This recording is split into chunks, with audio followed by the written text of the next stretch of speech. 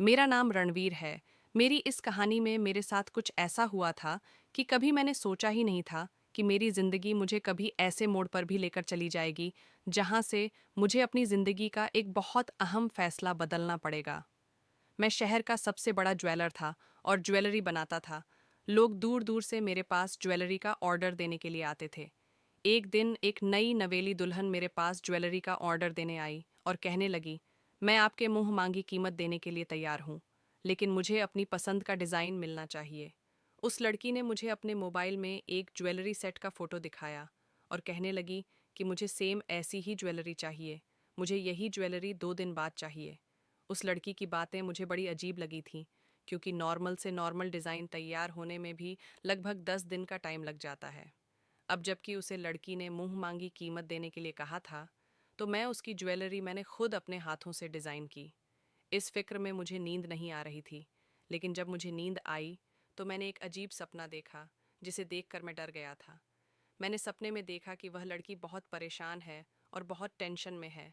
ऐसा लग रहा है जैसे वह अपनी ज़िंदगी में खुश नहीं है।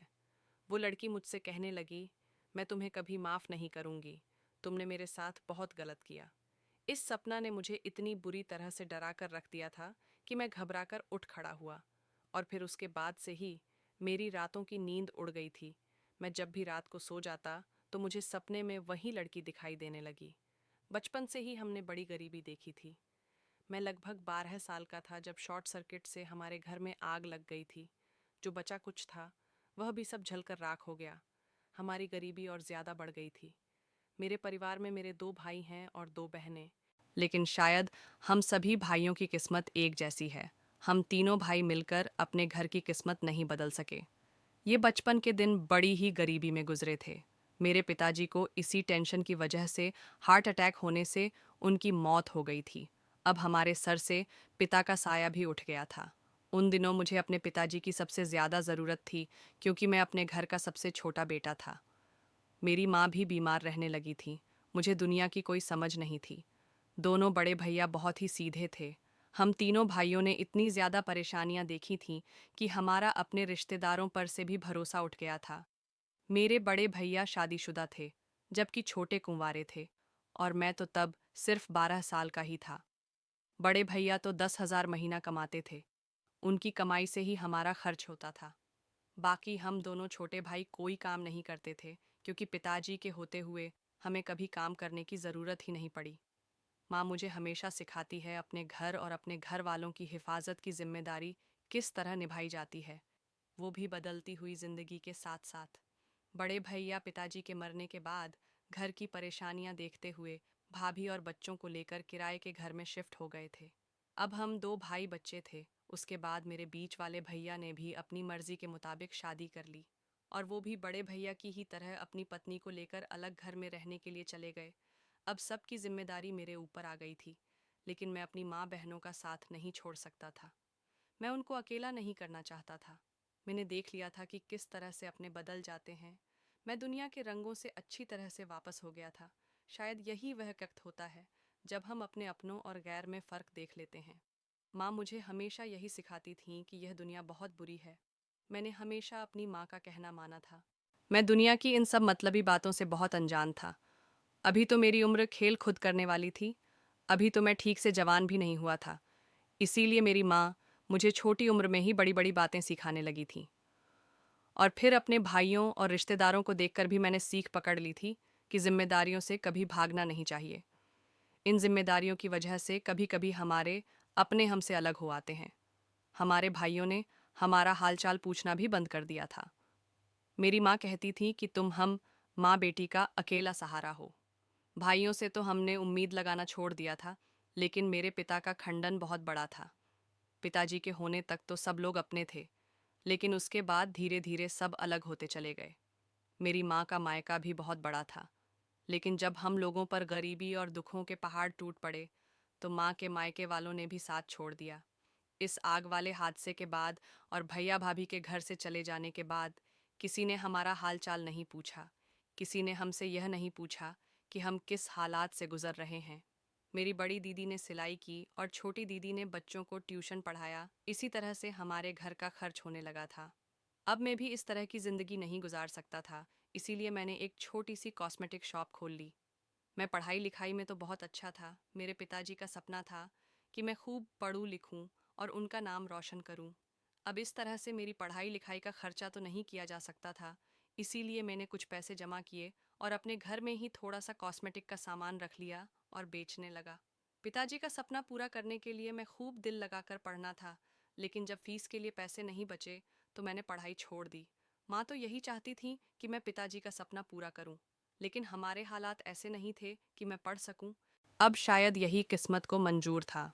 जब मैं कॉस्मेटिक की दुकान पर बैठता तो मेरी रोज़ की सिर्फ 20 या 25 से ज़्यादा कमाई नहीं होती थी, क्योंकि हम जिस मोहल्ले में रहते थे वहाँ की लेडीज़ ज़्यादातर ब्रांडेड प्रोडक्ट यूज़ करती थीं। मैं तो लोकल सामान ही लेकर आता था, इसीलिए मेरा सामान ज़्यादा नहीं बिक पाता था। अब इसी तरह से ज़िंदगी गुजर रही थी। मेरा टाइम इसी दुकान पर गुजर रहा था। सारा सारा दिन मैं खाली रहता था। कभी कभी कोई लेडी आती और एक दो चीज़ लेकर चली जाती थी, बस इससे ज़्यादा कोई सामान नहीं लेता था। मुझे अपने पिताजी के साथ बिताए हुए पल बहुत याद आने लगे थे। मैं हमेशा यही सोचता रहता था कि ना जाने के कब हमारी किस्मत बदलेगी और हम भी एक दिन अमीर होंगे। हमारे इस गरीबी की वजह से हमारे सारे रिश्तेदार हमसे दूर थे।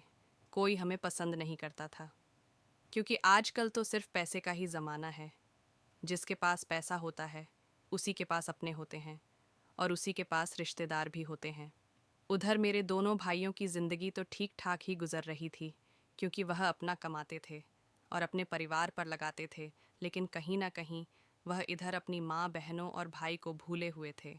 मेरी माँ को मुझे बहुत उम्मीद थी। उन्हें नहीं पता था कि एक दिन उनके अपने दोनों बेटे इतना बदल जाएंगे कि कभी अपने परिवार को पलट कर ही नहीं देखेंगे। पिताजी के सामने तो किसी भाई की इतनी हिम्मत नहीं होती थी कि तेज़ आवाज़ में भी बात कर सके, लेकिन आज वह दोनों अपने परिवारों के साथ अलग हो गए थे। उन्हें हम लोगों की कोई फिक्र नहीं थी कि हम लोग किस तरह से अपना गुजारा कर रहे हैं। एक वो टाइम था और एक यह टाइम है जब हमारा कोई अपना नहीं है। बहनों का भी रो रो कर बुरा हाल हो गया था, क्योंकि वह दोनों बहुत मेहनत करती थीं, फिर भी घर का खर्च पूरा नहीं हो पा रहा था। मैं कहीं बाहर जाता काम ढूंढने के लिए, तो मेरी उम्र देखते हुए मुझे काम नहीं दिया जाता था। अब हमारा गुजारा बहुत मुश्किल हो गया था। इस तरह से तो कुछ दिन जैसे तैसे गुजर रहे थे और घर का खर्च भी बस बड़ी मुश्किल से चल ही रहा था। फिलहाल मजबूर होकर मुझे कुछ करना ही पड़ा। मेरे एक दोस्त के पिताजी की ज्वेलरी की दुकान थी। मैं उनकी दुकान पर चला गया और उनसे बहुत रिक्वेस्ट की कि वह मुझे नौकरी पर रख ले। अगर वह मुझे कम पैसे देंगे तब भी चलेगा, क्योंकि काम न मिलने से अच्छा तो था कि कम पैसे ही आ जाए। फिलहाल मेरे दोस्त के पिताजी ने मुझे सामान लाने ले जाने के लिए रख लिया था। वो मेरा पहला दिन था जब मैं पहली बार काम करने के लिए अपने घर से बाहर निकाला था। उस दिन मेरे साथ साथ मेरी माँ और बहनों की आंखों में भी आंसू आ गए थे। वह मुझसे गले लगाकर रो रही थी। मैं जब रास्ते में जा रहा था तो अपने आंसुओं को रोकने की बहुत कोशिश कर रहा था कि मेरे पिताजी का सपना पूरा नहीं हो सका, मैं बड़ा इंसान नहीं बना सकूंगा। मेरे पास पढ़ाई लिखाई करने के लिए पैसे नहीं हैं। मैं बिना पढ़े लिखे अमीर आदमी कैसे बन सकूंगा, जबकि मुझे तो कोई नौकरी तक देने के लिए तैयार नहीं है। बड़ी मुश्किल से यह नौकरी मेरे हाथ आई है। मैं खूब मेहनत करके काम करूंगा और अपने घर के हालात बेहतर करूंगा। आज पिताजी के साथ साथ मेरा सपना भी टूट गया था। मेरी बचपन से लेकर सारी मेहनत बेकार चली गई थी। मेरा दोस्त तो अभी भी पढ़ रहा था और मैं उसी के पिता की दुकान पर नौकरी करने के लिए जा रहा था। अब मुझे यहीं से शुरुआत करनी थी, जिस काम की मुझे नॉलेज भी नहीं थी। पता नहीं था कि इस उम्र में मुझे किस किस परेशानी को देखना पड़ेगा। मैं जब ज्वेलरी शॉप पर गया तो वहाँ पर मुझे सिर्फ कुछ सामान लाना या ले जाने का काम ही दिया गया था। बाकी मैं सारा दिन खाली रहता था। वहाँ का मालिक मुझे दिन के 50 या 100 दे दिया करता था। मैं वही पैसे लाकर अपनी माँ के हाथ पर रख देता और उसी से मेरी माँ घर का खर्च करने लगी थी। इसी तरह के दिन गुजरते चले जा रहे थे। ज्वेलरी शॉप पर नौकरी करते हुए मुझे 6 साल हो गए थे। मैं दुकान पर ज्वेलरी की डिज़ाइनिंग भी की जाती थी। वहाँ पर डिज़ाइनिंग की जा रही थी, जिसको मैं गौर गौर से देखा था। मैं हर किसी इंसान के काम को अपनी आंखों में बसा रहा था। मेरी ज़िंदगी इसी तरह से गुजर रही थी। यह सारे काम को धीरे धीरे अपने दिमाग में लेता और सब कुछ समझता चला जा रहा था। 100 की दिन की मजदूरी से मेरे 300 दिन की मजदूरी हो गई थी और मैं 18 साल का हो गया था। फिर एक दिन दुकान के मालिक बहुत ज़्यादा परेशान नज़र आ रहे थे क्योंकि ज्वेलरी के डिज़ाइन को लेकर मालिक के पास बहुत शिकायतें आने लगी थीं क्योंकि मार्केट में फैंसी चीज़ों की डिमांड थी और ज्वेलरी के डिज़ाइन काफ़ी पुराने टाइप के बनने लगे थे। एक दिन मैंने मालिक से ज़िद की कि मैं ज्वेलरी का डिज़ाइन तैयार करूँगा। मालिक को मेरी बात पर यकीन नहीं आ रहा था। उन्होंने मुझे डिज़ाइन बनाने से मना किया, लेकिन मैंने खुद अपनी मर्ज़ी के मुताबिक एक ज्वेलरी सेट बनाया तो वह डिज़ाइन मालिक को बहुत पसंद आया था। मैंने खूब मेहनत की और उसके बाद मलिक को अपने नए नए डिज़ाइन बनाकर दिखाए। मालिक को मेरा काम बहुत पसंद आने लगा था। इसी तरह से मालिक ने धीरे धीरे मुझसे खुश होकर मेरी सैलरी भी बढ़ा दी। हमारे घर के हालात काफ़ी बेहतर होते चले जा रहे थे। मैं बहुत मेहनत से काम कर रहा था। मेरी सैलरी 300 दिन की मजदूरी से अब 40,000 महीना हो गई थी। अब मेरी बहनों को भी काम करने की ज़रूरत नहीं होती थी। मैं अपने पैसे ले जाकर अपनी माँ को देता। मेरी माँ ने मेरी बहनों का दहेज इकट्ठा किया। दोनों दीदी की उम्र ज़्यादा हो गई थी, इसीलिए मेरी माँ ने अच्छा सा रिश्ता देखकर दोनों बहनों की शादी एक साथ कर दी। अब जब मैं घर आता तो माँ मुझे देखकर बहुत खुश होती थी। उनकी खुशी देखकर मेरी सारी थकान उतर जाती। ऐसा लगता था मेरी सारी मेहनत वसूल हो गई है। इतने सालों से जो मैं काम कर रहा था, आज उसी काम ने मेरे घर के हालात बेहतर कर दिए थे। मालिक की तबीयत खराब रहने लगी थी। उन्होंने दुकान का सारा काम मेरे कंधों पर डाल दिया था। मेरा दोस्त तो पढ़ने के लिए अमेरिका चला गया था, क्योंकि इसी तरह से हमारी ज़िंदगी गुजर रही थी और मैं 24 साल का हो गया था। मेरी दोनों बहनें भी अपनी ससुराल में बहुत खुश थीं। 12 साल से लेकर 24 साल तक की उम्र का यह सफ़र बहुत मेहनत वाला रहा था। एक दिन अचानक ही मालिक की मौत हो गई। मेरा दोस्त मालिक का इकलौता बेटा था। उनकी पत्नी भी इस दुनिया में नहीं थी। मेरे दोस्त ने आकर अपने पिता की दुकान संभाल ली थी। मैंने भी कुछ पैसे जमा किए और एक दुकान किराए पर ली और उसमें अपनी अलग ज्वेलरी की शॉप कर ली। मैंने अपनी शॉप पर अपने बनाए हुए डिज़ाइन की ज्वेलरी बेचना शुरू किया। मेरी ज्वेलरी शॉप इतनी ज़्यादा फेमस हो गई कि लोग दूर दूर से मेरे पास ज्वेलरी का ऑर्डर देने के लिए आने लगे थे। मेरी ज़िंदगी पूरी तरह से बदल कर रह गई थी और हमारी ज़िंदगी में खुशियाँ वापस लौट कर आ गई थीं। मैंने अपनी उस किराए की दुकान को भी खरीद लिया। उसके बाद 2 मकान और खरीद लिए। मैं बहुत बड़ा ज्वेलर बन गया, जिसका शहर में सबसे ज़्यादा नाम था। लोगों का कहना था कि मेरी दुकान पर अच्छे डिज़ाइन और कम रेट में अच्छी ज्वेलरी मिल जाती है। अब मैंने सिंपल ज्वेलरी का काम छोड़कर हैवी ज्वेलरी बनाना शुरू कर दिया था, क्योंकि शादी के सीज़न में ज़्यादातर दुल्हन की ही ज्वेलरी की डिमांड की जाती थी।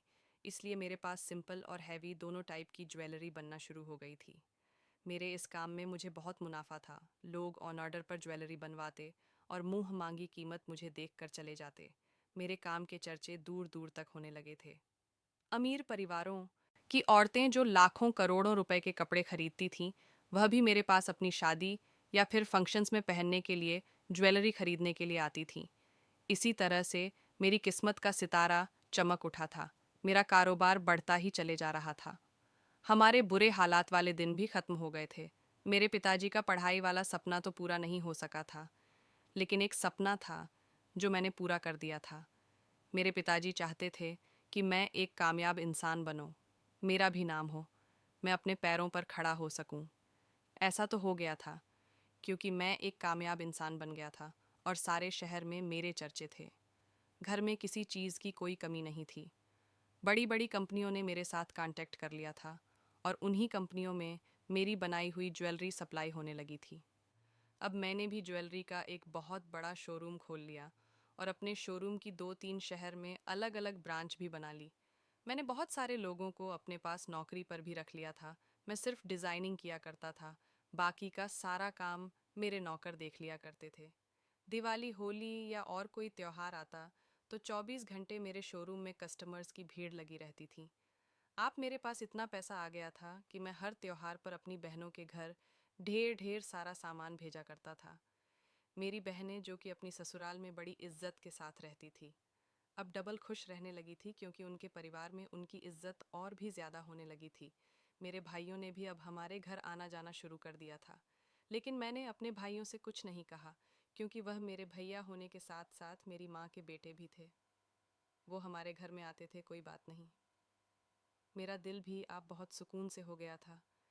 जो खुशी में अपनी माँ और बहनों को देना चाहता था।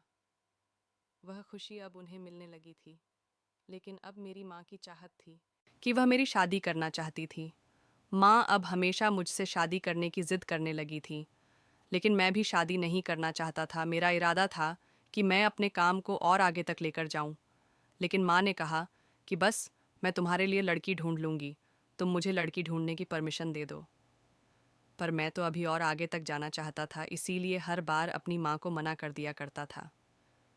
एक दिन माँ ने मुझसे बहुत जिद की और वह रोने लगी, कहने लगी कि मैं अब इस घर में अकेली रहने लगी हूँ।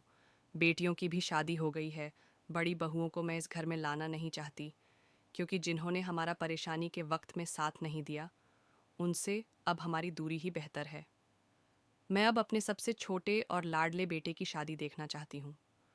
उसके बाद जो माँ ने मुझे बात बताई, उसे सुनकर तो मेरे पैरों तरह से ज़मीन निकल गई थी। मैं सारी ज़िंदगी अकेले गुजार सकता था, लेकिन मैं इस बात के लिए कैसे मान सकता था। मैं ऐसे लोगों से हरगिज़ रिश्ता नहीं रखना चाहता था, जिन्होंने परेशानी में हमारा साथ नहीं दिया। माँ ने बताया कि तुम्हारी बड़ी भाभी की एक छोटी बहन भी है, जो कि तुम्हारी ही उम्र की है। जब तुम्हारे बड़े भैया की शादी हुई थी, तभी तुम्हारे पिताजी ने तुम्हारी भाभी की छोटी बहन के साथ तुम्हारा रिश्ता तय कर दिया था, और अब तुम्हारी भाभी और उसके मायके वाले चाहते हैं कि अब तुम्हारी शादी तुम्हारी भाभी की छोटी बहन के साथ कर दी जाए। लेकिन मैं इस रिश्ते के लिए तैयार नहीं था, क्योंकि भाभी ही लड़ झगड़ कर मेरे भैया को अपने साथ लेकर चली गई थी। अगर उनकी छोटी बहन हमारे घर में आ गई, तो वह भी मेरी माँ को मुझसे अलग करवा कर ही रहेगी। सैने माँ से कहा, माँ वह बचपन की बात थी और बचपन के साथ ही खत्म हो गई है। मैं आज तक अपने भैया भाभी को माफ़ नहीं कर सका हूँ, तो फिर उनकी साली को अपनी पत्नी कैसे बना सकता हूँ। माँ ने कहा था कि बेटा, यह रिश्ता तुम्हारे पिताजी ने तय किया था, क्योंकि उन्हें तुम्हारी भाभी और उसकी छोटी बहन दोनों ही पसंद आ गई थी, क्योंकि तुम्हारी भाभी की छोटी बहन तुम्हारी उम्र की ही थी। इसीलिए तुम्हारे पिताजी ने रिश्ता तय कर दिया था। वो लड़की ज़्यादा खूबसूरत तो नहीं, लेकिन समझदार बहुत ही। उसने तुम्हारे पिताजी के सामने कुछ ऐसा किया था, जिसकी समझदारी देखते हुए तुम्हारे पिताजी ने रिश्ते की बात पक्की कर दी थी। मैंने माँ से कहा, जो भी बात थी, लेकिन मैं वहाँ पर शादी नहीं करूँगा, कि जिस औरत ने मेरे भैया को उसके परिवार से अलग कर दिया, उसकी बहन से मैं कभी शादी नहीं कर सकता। वैसे भी आज तक कभी भैया या भाभी में से किसी ने मुझे तो इस बारे में नहीं बताया था, क्योंकि शायद इसकी वजह हमारी गरीबी थी। और अब जब से हम लोग अमीर हो गए हैं, तब से ही भाभी ने अपनी बहन के रिश्ते के बारे में माँ से कहना शुरू कर दिया है। पर मैं इस शादी के लिए तैयार नहीं था। मेरे मना करने की वजह से माँ ने भाभी से भी रिश्ते के लिए इनकार ही कर दिया। मैंने बचपन के बाद आज तक भाभी की बहन को नहीं देखा था। वो कैसी है, कैसी दिखती है, मुझे इस बारे में कुछ नहीं पता, क्योंकि ये बहुत पुरानी बात है जिसके बारे में मुझे कुछ नहीं पता था। बस इतना पता था कि वो लड़की कहीं दूसरी जगह शादी नहीं करना चाहती।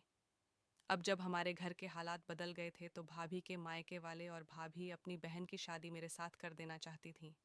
पर इस बार मैंने शादी से इनकार कर दिया था। फिर माँ ने मेरा रिश्ता एक और जगह पर कर दिया था। अभी सिर्फ माँ ने उस लड़की को देखा ही था, माँ को वह लड़की पसंद आ गई थी। पुरानी बातों को मैं भूल जाना चाहता था, और मैं भूल ही गया था।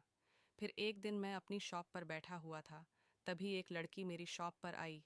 वो लड़की एक हैंडसम और स्मार्ट लड़के के साथ मेरी शॉप पर आई थी। वैसे मुझे यह काम करते हुए इतने साल हो गए थे, लेकिन आज तक मेरा किसी लड़की पर ध्यान नहीं गया था। पर न जाने क्यों मुझे यह लड़की देखी देखी सी लग रही थी, और मेरी नज़रें उस पर से हट ही नहीं रही थीं। अचानक उस लड़के ने मुझसे कहा कि हम आपके पास ऑर्डर देने के लिए आए हैं। मेरी नज़र फिर से उस लड़की की तरफ चली गई। न जाने क्यों मेरी नज़रें उस लड़की की तरफ से हटने के लिए तैयार ही नहीं थीं। तभी उसके साथ लड़के ने कहा कि मेरी होने वाली पत्नी आपको एक डिज़ाइन दिखाना चाहती है। आपको उसी डिज़ाइन का ज्वेलरी सेट तैयार करना है। उस लड़की ने मेरी तरफ मोबाइल बढ़ाते हुए कहा, मुझे इस डिज़ाइन का ज्वेलरी सेट चाहिए। उस लड़की के चेहरे से साफ पता चल रहा था कि वह परेशान है। उसने मुझे एक फ़ोटो दिखाया था, जिसमें एक हैवी सा ज्वेलरी डिज़ाइन बना हुआ था। ये लड़का इतना स्मार्ट और खूबसूरत था, फिर भी उस लड़की का मूड ठीक नहीं था, और उसे देखकर लग रहा था कि वह इसके साथ शादी नहीं करना चाहती। ये लड़की उस लड़के के साथ शॉपिंग करने आई है, तो फिर अपनी मर्जी से आई होगी। फिर उस लड़की का मूड क्यों खराब लग रहा था। मेरे दिमाग में कई सारे सवाल जवाब घूमने लगे थे, पर मैं बिना कुछ सोच समझ ही डिज़ाइन तैयार करने के लिए राज़ी हो गया था। जबकि यह डिज़ाइन बहुत हैवी डिज़ाइन था, क्योंकि उस दिन मेरे पास शोरूम पर कोई नौकर मौजूद नहीं था। सभी लोग किसी न किसी वजह से छुट्टी पर थे। फिर उस लड़के ने मुझसे कहा कि हमें यह ज्वेलरी सेट परसों तक चाहिए। परसों हम दोनों की शादी है। मैंने कहा, लेकिन सर, ये बहुत हैवी ज्वेलरी डिज़ाइन है, इसीलिए आपको लगभग एक हफ्ते का वेट करना पड़ेगा। उस लड़के ने बहुत ज़िद की और कहा कि ये मेरी पत्नी का फेवरेट डिज़ाइन है और हमारी शादी परसों ही है, इसीलिए मुझे ये सेट परसों तक चाहिए। अगर आप कहो तो मैं आपको मुंह मांगी रकम देने के लिए तैयार हूँ। फिर मुझे उनका यह आर्डर लेना ही पड़ा। उस लड़के ने मुझे एडवांस दिया और वह दोनों वहाँ से चले गए। पर न जाने क्यों मेरी आंखों के सामने उस लड़की का मासूम चेहरा घूम रहा था, जैसे कि उस लड़की को मुझे कोई शिकायत हो। न जाने वह मुझे इतनी घूर घूर कर क्यों देख रही थी, और मेरी नज़रें भी उस लड़की के चेहरे से हट ही नहीं रही थीं। फिर मैं सारी रात बैठकर उस डिज़ाइन को बनाने लगा। मुझे लगभग सुबह के 6 बज गए थे वो सेट पूरा करने में, और न जाने क्यों इतनी जल्दी मुझसे यह डिज़ाइन कंप्लीट हो गया था। पहले कभी मैंने इतनी जल्दी एक हैवी डिज़ाइन तैयार नहीं किया था। शायद वह लड़की बहुत लकी होगी, इसीलिए तो मेरे हाथ इतनी तेज़ चलने लगे। ये मैंने ही सोचा था। अगली टाइम फिर मुझे उसकी वही मूड खराब होने वाली बात याद आ गई। इतना खूबसूरत पति होने के बावजूद भी न जाने क्यों उसका मूड खराब हो रहा था। और फिर वह लड़का खूबसूरत होने के साथ साथ अमीर भी था। उसकी पसंद का ज्वेलरी सेट उसे बनवा कर दे रहा था। फिर भी मुझे उसके मूड के बारे में सोच सोच कर अफसोस हो रहा था। न जाने वह इतनी उदास क्यों थी। मैं बहुत देर तक अपनी शॉप पर खामोश बैठा रहा। फिर अपने आप को समझने लगा कि वह तो सिर्फ मेरी एक कस्टमर है, और मैं अपनी कस्टमर के बारे में इतना क्यों सोच रहा हूँ। मुझे उसकी इतनी टेंशन क्यों हो रही है। उसके बाद मैं सुबह के टाइम पर अपने घर आ गया था। मुझे सारी रात जागते हुए गुजर गई थी, इसीलिए अब मुझे नींद आ रही थी और मैं बहुत थक गया था, तो इसीलिए सीधा अपने कमरे में जाकर सोने के लिए लेट गया था। अभी मुझे सोए हुए सिर्फ 10 मिनट ही हुए थे कि अचानक मैंने एक सपना देखा, और वो लड़की मुझे मेरे सपने में नजर आने लगी। वो लड़की सपने में मुझसे शिकायत कर रही थी और कह रही थी कि मैं तुम्हें जानती हूँ, मुझे तुम आज भी याद आते हो। ये सब देखकर मुझे नींद में बहुत बड़ा झटका लगा था। मैं घबराकर उठ खड़ा हुआ था। सोचने लगा कि मेरा इस लड़की के साथ क्या कनेक्शन है। मैंने तो उस लड़की का ऑर्डर तैयार कर दिया है, लेकिन न जाने क्यों उस लड़की को मुझे इतनी शिकायत क्यों है, और वह मुझे कैसे जानती है। मैं बहुत परेशान हो गया था। फिर मैंने सोचा कि कभी कभी ऐसा होता है, जिस बात को हम अपने दिमाग में बैठा लेते हैं, वही सब हमें सपने में भी आने लगता है। मैं यही सब सोकर रिलैक्स फील होने लगा, और उसके बाद मैं दोबारा सो गया था। मुझे सोते हुए पूरा दिन गुजर गया था और रात हो गई थी। अब तो शॉप बंद करने का टाइम हो गया था और मेरे वर्कर्स ने शॉप बंद कर दी होगी। यही सब सोचते हुए मैं घर में ही रहा। फिर अगले दिन जब मैंने शॉप पर गया, तो मैंने सारा दिन उस लड़की का इंतज़ार किया कि आज वो लड़की या फिर उसका पति ये ज्वेलरी सेट लेने के लिए ज़रूर आएंगे, क्योंकि उस लड़के के मुताबिक मुझे यही पता था कि उन दोनों की शादी आज है। वो लड़का पेमेंट भी मुझे एडवांस में देकर चला गया था। सारा दिन मैंने इंतज़ार किया, लेकिन ज्वेलरी सेट लेने के लिए कोई नहीं आया था। मैं यही सोचकर परेशान हो रहा था कि ना जाने ऐसी क्या वजह रही होगी जो ज्वेलरी सेट लेने के लिए कोई नहीं आया। और फिर उसके बाद 2-3 दिन और गुजर गए, लेकिन ज्वेलरी सेट लेने के लिए कोई नहीं आया। इसी तरह से कई महीने गुजर गए, और वो ज्वेलरी सेट अभी भी मैंने उनके लिए संभाल कर रखा हुआ था। लगभग 3 महीने गुजर चुके थे। मेरे घर में मेरी शादी की तैयारियां शुरू हो गईं।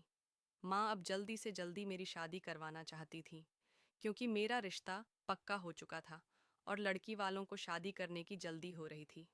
और वैसे भी अब देर करने की कोई वजह भी नहीं थी, इसीलिए मैंने भी शादी से इनकार नहीं किया। लड़की वालों की तरफ से शादी की डेट आ गई थी, लेकिन शादी के लिए मेरी माँ हमारे सारे रिश्तेदार को मेरी शादी में इनवाइट करना चाहती थी। मैंने ये फैसला तुम माँ घर ही छोड़ दिया था कि वह जिसे चाहे बुला सकती है। मेरी दोनों दीदी की शादी तो हमने बहुत सिंपल तरीके से की थी, लेकिन मेरी माँ मेरी शादी को धूमधाम से करना चाहती थी, इसीलिए ज़्यादा से ज़्यादा लोगों को इनवाइट करना चाह रही थी। भैया भाभी भी मेरी शादी के लिए 1 महीना पहले से ही आ गए थे, लेकिन कहीं ना कहीं भाभी का मूड मुझे बहुत ख़राब लग रहा था। माँ ने ही भैया भाभी को इनवाइट किया था, मेरी माँ की खुशी इसी में थी, इसीलिए मैं खामोश रहा था। मैं अपनी माँ की खुशी को ख़त्म नहीं करना चाहता था, लेकिन मेरी माँ की एक बात ने मुझे बहुत चौंका दिया था। माँ ने कहा था कि तुम मेरे साथ अपने भैया की ससुराल में इनविटेशन देने के लिए चलना, क्योंकि हमने तुम्हारा बचपन का लगा हुआ रिश्ता उनकी बेटी के साथ ख़त्म कर दिया। तो शायद उनके दिल में हमारे लिए बहुत सारी शिकायतें होंगी। जब हम उनके घर जाएंगे तो वह लोग हमसे सारी शिकायतें ख़त्म कर देंगे। पर मैं वहाँ पर माँ के साथ जाने के लिए तैयार नहीं था। मैंने माँ से कहा, आप भाभी को उनके मायके लेकर चली जाओ इनविटेशन देने के लिए, लेकिन मैं नहीं जाऊँगा। मैं किसी भी हाल में भाभी के मायके नहीं जाना चाहता था, क्योंकि मैं अपने दोनों भाइयों और उनकी पत्नियों से भी बात नहीं करता था। मैंने जब माँ से साफ इनकार कर दिया तो माँ और मेरी भाभियों अपने मायके में इनविटेशन कार्ड लेकर चली गई, और उन लोगों ने खुशी खुशी इनविटेशन एक्सेप्ट कर लिया। मुझे लगा कि जब हालात बदलते हैं तो सबसे पहले रिश्तेदार बदल जाते हैं। फिर हालात अच्छे हो या बुरे, रिश्तेदारों के बिहेवियर भी हालात के अकॉर्डिंग हो जाते हैं।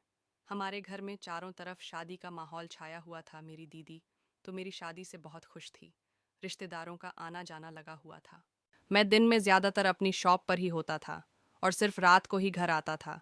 इन दिनों शादियों का सीज़न चल रहा था, इसीलिए शॉप पर भी भीड़ भाड़ रहने लगी थी। अचानक ही मुझे किसी काम से घर आना पड़ गया।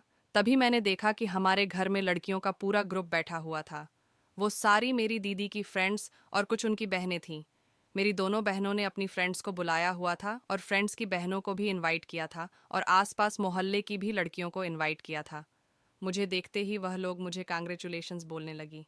लेकिन अचानक मेरी नज़र एक तरफ एक लड़की पर गई, जो एक साइड में बैठी हुई थी और बड़ी खामोश लग रही थी। मेरा ध्यान पहले तो इस लड़की की तरफ नहीं गया, पर जब मेरी बड़ी दीदी ने उस लड़की से कहा कि आओ तुम भी हमारे साथ एंजॉय करो, जब से आई हो यहाँ पर अकेली ही बैठी हो, चलो हमारे साथ एंजॉय करते हैं, तब मेरा ध्यान उस लड़की की तरफ गया। लेकिन जब मैंने उसे गौर से देखा तो मेरे पैरों तले से ज़मीन निकल गई। उसे देखते ही मेरे होश उड़ गए थे और मुझे अपनी आंखों पर यकीन नहीं आ रहा था। ऐसा लगा जैसे मुझे अपनी आंखों पर विश्वास नहीं हो रहा है। मैंने देखा कि ये वही लड़की थी जो मुझे ज्वेलरी सेट बनाने के लिए आर्डर दे गई थी और अभी तक अपना सेट लेकर नहीं गई थी। इस लड़की का उदास चेहरा काफ़ी दिनों तक मेरी नज़रों से नहीं हट रहा था। उस लड़की के चेहरे ने मुझे परेशान कर रखा था। मैं अभी यही सब सोते हुए उसे देख ही रहा था, तभी अचानक उस लड़की की नज़र भी मुझ पर पड़ गई। मुझे लगा जैसे वह मुझे इग्नोर करने की कोशिश करने लगी थी। मैं भी फ़ौरन अपने कमरे में चला गया और किसी से कोई बात नहीं की, और उस लड़की से भी कोई सवाल करना ठीक नहीं समझा। पर अब मेरे दिमाग में उस लड़की की बातें घूमने लगी थीं। वो न जाने मेरे सपने में क्यों आई थी और वह क्यों मुझसे शिकायतें कर रही थी। और सबसे ज़रूरी बात तो ये है कि वह अपना ज्वेलरी सेट मेरे पास से क्यों लेकर नहीं गई, जबकि उसने स्पेशल अपने लिए वह ज्वेलरी सेट तैयार करवाया था, जो कि उसे अपनी शादी में पहनने के लिए अर्जेंट चाहिए था, जबकि उसका पति तो मुझे एडवांस पेमेंट भी देकर चला गया था। मैं अपने दिमाग में यही सारे सवालों के जवाब सोच रहा था कि उसने कहीं और से ज्वेलरी सेट बनवा लिया होगा, या उन्हें ज्वेलरी सेट जल्दी चाहिए होगा, इसलिए उन्होंने मेरे बनाए हुए ज्वेलरी सेट का इंतज़ार नहीं किया होगा और दूसरी जगह से खरीद लिया होगा। और सबसे ज़्यादा हैरान कर देने वाली बात तो यह थी कि वह लड़की हमारे घर क्या कर रही थी और आज भी इतनी अपसेट क्यों है, और आज भी यह सब जानने के लिए मैं बहुत बेचैन हो रहा था। लेकिन मुझे अपना इतना बेचैन होने वाली वजह समझ नहीं आ रही थी।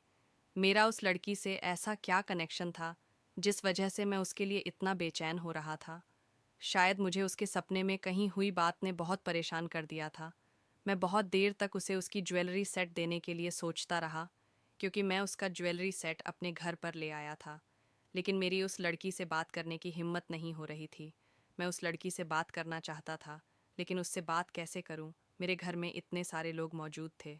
अचानक ही मेरी एक पर्सनल कॉल आ गई। मैं अपनी कॉल अटेंड करने के लिए अपने कमरे में चला गया, लेकिन जब मैं कॉल से फ्री होकर बाहर आया तो वह लड़की गायब हो गई थी और वह मुझे अपने घर में कहीं नज़र नहीं आ रही थी। ऐसा लग रहा था जैसे वह यहाँ से जा चुकी है। मेरी शादी में अभी 3 दिन बाकी थे और घर में गाने बजाने का फंक्शन हो रहा था।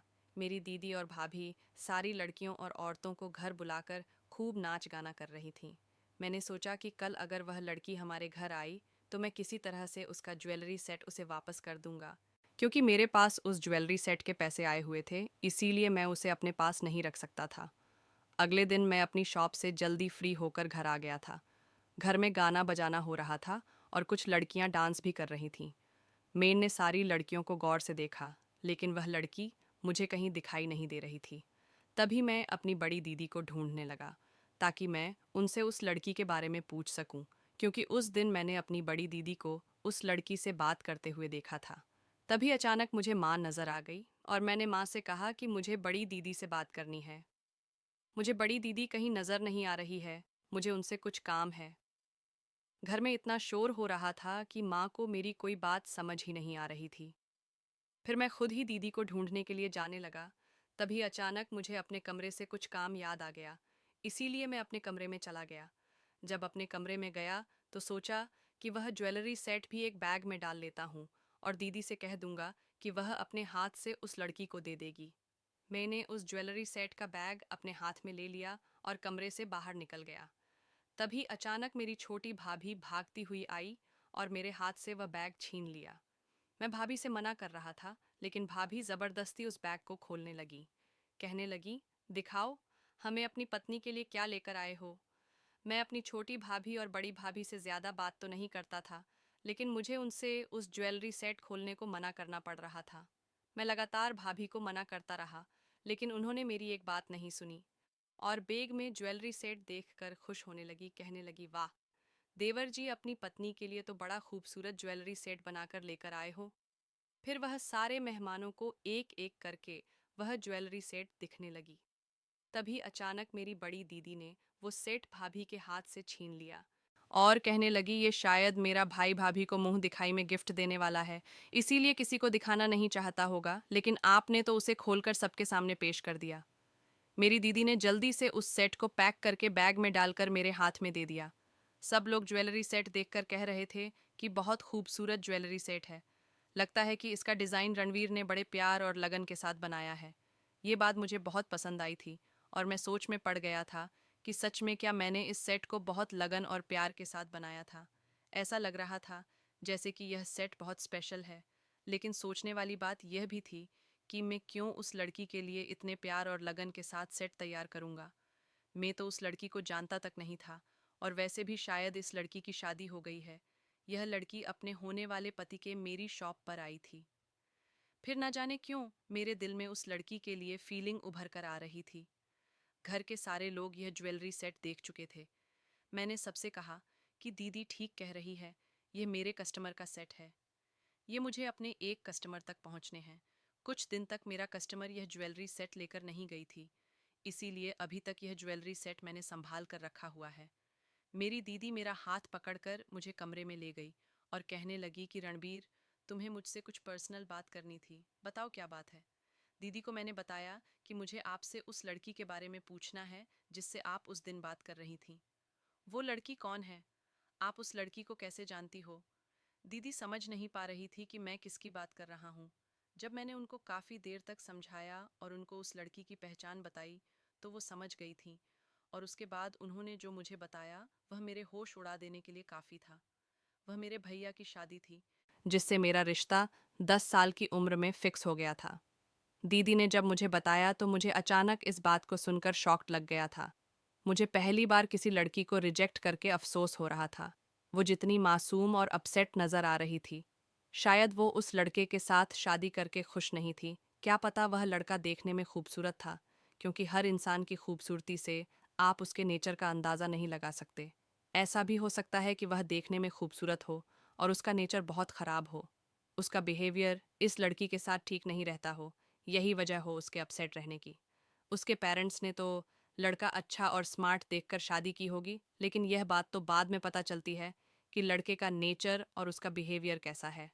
शायद इसमें मेरी भी कुछ गलती थी, पर अब अफसोस करने से कोई फ़ायदा नहीं था। अब तो उस लड़की की शादी हो चुकी है और अब तो मेरी भी शादी होने वाली है। अब पुराना टाइम हाथ से निकल चुका था। मैं चाहकर भी उस लड़की को दिलासा नहीं दे सकता था। दीदी तो ये सारी बात बताकर मुझे जा चुकी थी, लेकिन मैं अभी इन्हीं सब बातों में खोया हुआ था। आज मेरी हल्दी सेरेमनी थी, मेहमान आने शुरू हो गए थे और मेरी भाभी के मायके वालों के साथ वह भी हमारे घर आई थी। मैं जैसे ही अपने कमरे से बाहर निकला तो वह लड़की हमारे घर आई हुई थी। मैंने उस लड़की से बात करने की कोशिश की, मेरी उससे नज़र मिलाने की हिम्मत नहीं हो रही थी। मैंने कहा, आपका ज्वेलरी सेट मेरे पास है। आप मेरे साथ मेरे कमरे में चलो, मैं आपका ज्वेलरी सेट दे देता हूँ। अगर बाहर सब लोगों के सामने दूंगा तो कोई हमें गलत समझेगा। वो मेरे साथ मेरे कमरे में चली गई तो मैंने अपनी कबर्ड से निकाल कर उसे उसका ज्वेलरी सेट दे दिया। और कहा कि आप अपनी शादी में पहनने के लिए यह ज्वेलरी सेट क्यों नहीं लेकर गई? ये तो आपने पर्सनली अपनी शादी के लिए बनवाया था। यह मेरे पास काफ़ी टाइम से रखा हुआ है। आप मुझे अपने घर में दिखाई दे गई तो मैंने सोचा कि मैं आपकी अमानत आपको दे देता हूँ। वो ज्वेलरी सेट को देखकर खामोश हो गई और कुछ देर बाद कहने लगी, मुझे यह ज्वेलरी सेट नहीं चाहिए, क्योंकि अब यह मुझे नहीं पहनना और ना ही मुझे इसकी ज़रूरत है। आप यह मेरी तरफ से अपनी वाइफ को गिफ्ट कर देना। मैंने कहा, नहीं, ये आपके हस्बैंड ने आपकी डिमांड पर मुझसे डिज़ाइन करवाया है। ये आपकी पसंद का सेट है और आपके पति ने मुझे इसके पैसे भी दिए हैं। मैं ये ज्वेलरी सेट अपने पास कैसे रख सकता हूँ? वो रोने लगी और कहने लगी, वह लड़का मेरा पति नहीं है। मैंने बड़ी हैरानी से उसकी तरफ देखा और कहा कि तो फिर वह आपको अपनी होने वाली पत्नी क्यों कह रहा था? उस लड़की ने बताया कि मेरी शादी उसी लड़के के साथ होने वाली थी, पर मुझे वह लड़का पसंद नहीं आया, इसीलिए मैंने अपने माता पिता से इस शादी के लिए इनकार कर दिया। मैंने पूछा कि इसका क्या मतलब है, आपकी शादी को 2 दिन रह गए थे, आपने अपनी शादी से 2 दिन पहले शादी के लिए इनकार क्यों कर दिया? वो कहने लगी, बस मुझे वह लड़का पसंद नहीं था और ना ही मुझे उससे शादी करनी थी। ये सब सुनकर तो मैं चौंक गया था, क्योंकि उस लड़के के अंदर ना तो कोई कमी थी और ना ही वह देखने में बुरा लग रहा था, बल्कि वह तो स्मार्ट था और अपनी होने वाली पत्नी की डिमांड पर इतना महंगा ज्वेलरी सेट भी डिज़ाइन करवा रहा था। मैंने कहा कि क्या उस लड़के में कोई कमी थी या फिर वह आपको परेशान करता था, जिस वजह से आपने उससे शादी करने के लिए इनकार कर दिया? तो वो लड़की कहने लगी, नहीं, उस लड़के में ना ही तो कोई खराबी थी और ना ही वह मुझे किसी तरह से परेशान करता था। मैंने उस लड़की से कहा, आप मुझे माफ़ कर दो, मैंने आपका बहुत दिल दुखाया, मैंने आपको रिजेक्ट कर दिया था। लेकिन आपने शादी क्यों नहीं की? ये जो भी प्रॉब्लम्स थी वह हमारे फैमिली वालों के बीच थी। तो फिर आपने शादी क्यों नहीं की? तो वो लड़की रोने लगी और कहने लगी, बस मुझे शादी नहीं करनी थी उस लड़के के साथ, मुझे तो किसी और के साथ शादी करनी थी। मैंने कहा, तो आप उस लड़के के बारे में अपने पेरेंट्स को बता दो। तो वो बोली, मुझे किसी के साथ शादी नहीं करनी, मैं सारी ज़िंदगी इसी तरह से गुजार दूंगी। मैंने कहा, ऐसे अकेले ज़िंदगी नहीं गुजारी जाती, और मैंने सुना है कि हम दोनों का बचपन से रिश्ता लगा हुआ है, इसीलिए आप पुरानी बातों को भूल जाओ और अपनी नई ज़िंदगी की शुरुआत करो। मेरी यह बात सुनकर वह फूट फूट कर रोने लगी। उसे रोता हुआ देखकर अचानक मेरा दिल दुखने लगा था। अचानक मैं उसके लिए परेशान होने लगा। न जाने क्यों उसे रोता हुआ देखकर मेरे दिल में एक अजीब सी बेचैनी होने लगी थी। मैंने तसल्ली दी और उसके आंसू साफ किए। मैंने पूछा, आप रो क्यों रही हो? आपके रोने की क्या वजह है? और आप शादी क्यों नहीं करना चाहती? तो उसने बताया कि मैं जिससे प्यार करती हूँ वह लड़का आप हो। मैं आपसे बहुत प्यार करती हूँ। हम दोनों का रिश्ता बचपन में ही फिक्स हो गया था, इसीलिए मेरी आंखों में आपके लिए सपने सजे हुए हैं। पर मेरी दीदी, जो आपके घर में गरीबी की वजह से परेशान रहती थी, उनको परेशान रहते हुए देखकर मेरे माता पिता ने यही फैसला ले लिया था कि जब उनकी छोटी बेटी जवान होगी तब वह मेरी शादी आपसे नहीं करेंगे, क्योंकि जिस घर में उनकी बड़ी बेटी परेशान रह रही है वह उसी घर में अपनी छोटी बेटी को नहीं भेजना चाहते। लेकिन मैं तो आपसे शादी करना चाहती थी, इसीलिए मैंने हर बार अपने पेरेंट्स को आपके लिए राज़ी करने की कोशिश की। जब मेरा कोई रिश्ता आता तो मैं हर बार आपके लिए ही ज़िद किया करती थी और दिन रात आपकी गरीबी ख़त्म होने की प्रार्थना करती रहती थी। फिर जब आपके घर के हालात बेहतर हो गए तो आपकी भाभी और मेरी दीदी ने हमारे घर आकर उनको इस रिश्ते के लिए तैयार कर लिया। और मेरी दीदी ने कहा कि वह अपनी सास से दोबारा से हम दोनों के रिश्ते के बारे में बात करेंगी, पर शायद ऐसा होना मेरे भाग्य में नहीं लिखा था। इसीलिए जब आपकी माँ ने हम दोनों के रिश्ते के लिए आपसे बात की तो आपने हम दोनों के रिश्ते से इनकार कर दिया। और अब मेरी आखिरी उम्मीद भी टूट गई थी, क्योंकि अब जब मेरे पेरेंट्स हमारे रिश्ते के लिए मान गए थे तो आप राज़ी नहीं हुए। फिर मैंने अपने पेरेंट्स से कहा कि आप जहाँ चाहे मेरा रिश्ता कर सकते हो। मेरे पिताजी ने मेरा रिश्ता मेरे भैया के दोस्त के साथ कर दिया, जो बहुत स्मार्ट था और अमीर भी। उस लड़के में कोई कमी नहीं थी। मेरे पिताजी ने मेरे लिए कोई गलत फैसला नहीं किया था, क्योंकि यह लड़का, इसमें किसी तरह की कोई कमी नहीं थी और यह रिश्ता मेरे लिए बिल्कुल परफेक्ट था। पर जब वह मुझे आपकी शॉप पर ज्वेलरी सेट डिज़ाइन करवाने के लिए लेकर गया तो मुझे हम दोनों का बचपन वाला रिश्ता फिर से याद आ गया। हम दोनों ने अपना बचपन तो अनजान बनकर गुजार दिया, क्योंकि हमारी फैमिली में हम दोनों के रिश्ते की बातें होती थीं, और इसी वजह से हमेशा मेरे दिल में आपके लिए मोहब्बत जागती रहती थी। लेकिन जब मेरी शादी का टाइम आया तो मैंने इस शादी से इनकार कर दिया और कह दिया कि मुझे वह लड़का पसंद नहीं है। मैंने ठान लिया था कि जब तक आपकी शादी नहीं हो जाती मैं कहीं भी शादी नहीं करूंगी, क्योंकि जब तक आपकी शादी नहीं हो रही मुझे, तब तक एक उम्मीद यह है कि अभी आपकी शादी नहीं हुई है, लेकिन जिस दिन आपकी शादी हो जाएगी उसके बाद मैं भी शादी कर लूंगी। उस लड़की की बातें सुनकर तो मैं हैरान रह गया था कि वह मुझसे इतनी मोहब्बत करती थी कि मुझसे 1000 गुना बेहतर लड़के के अंदर कमी निकालकर उसने अपनी शादी से इनकार कर दिया। और मैंने अपनी भाभी की नाराज़गी की उस बेचारी मासूम लड़की पर निकाल दी। एक बार भी उसके बारे में नहीं सोचा कि वह अभी भी मेरे दिल में बचपन वाली मोहब्बत को जगाए बैठी है। मैंने उसका हाथ पकड़ लिया और कहने लगा, अभी मेरी शादी नहीं हुई है। मैं तुम्हारी उम्मीद को पूरा करना चाहता हूँ। मैं तुमसे शादी करना चाहता हूँ। क्या तुम मुझसे शादी करना चाहोगी? वो चौंक कर मेरी तरफ देखने लगी और कहने लगी, मैं तो आपको बचपन से प्यार करती हूँ, इसीलिए शादी से कभी इनकार नहीं करूँगी। क्या आप मुझसे शादी करना चाहते हो? मैंने कहा, हाँ, मैं तुमसे शादी करना चाहता हूँ। प्लीज़ मुझे माफ़ कर दो। मैं अपने फैमिली मैटर से परेशान होकर अपना गुस्सा तुमसे रिश्ता ख़त्म करके निकाल दिया।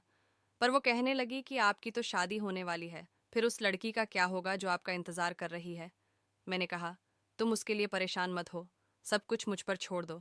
बस मैं तुमसे शादी करना चाहता हूँ और तुम मुझसे शादी करना चाहती हो, और हम अपने पेरेंट्स के किए हुए रिश्ते को ख़त्म नहीं करेंगे। मैंने अपनी माँ से कहा कि मुझे इस लड़की के साथ शादी करनी है, जहाँ पर मेरी शादी होने वाली है वहाँ से आप इनकार कर दो।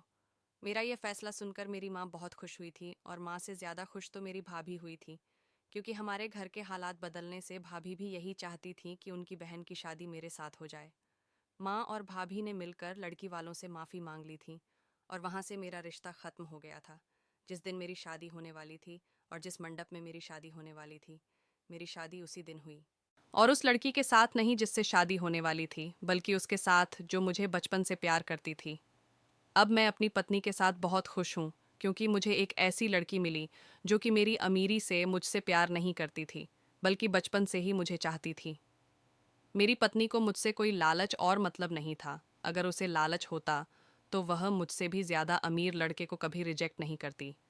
मैं अपनी फैमिली में बहुत खुश हूँ, और मेरे भैया भाभी भी हमारे घर में आकर रहने लगे हैं। हम सब लोग अब एक साथ रहते हैं, और मेरा बिजनेस भी बहुत अच्छा चल रहा है। दोस्तों, उम्मीद करती हूँ आपको हमारी कहानी पसंद आई होगी। कहानी पसंद आई है तो वीडियो को लाइक करें, चैनल पर नए हैं तो चैनल को सब्सक्राइब करें, और हाँ, नोटिफिकेशन बेल को ज़रूर दबाएं ताकि अगली अपडेट सबसे पहले आपको मिले।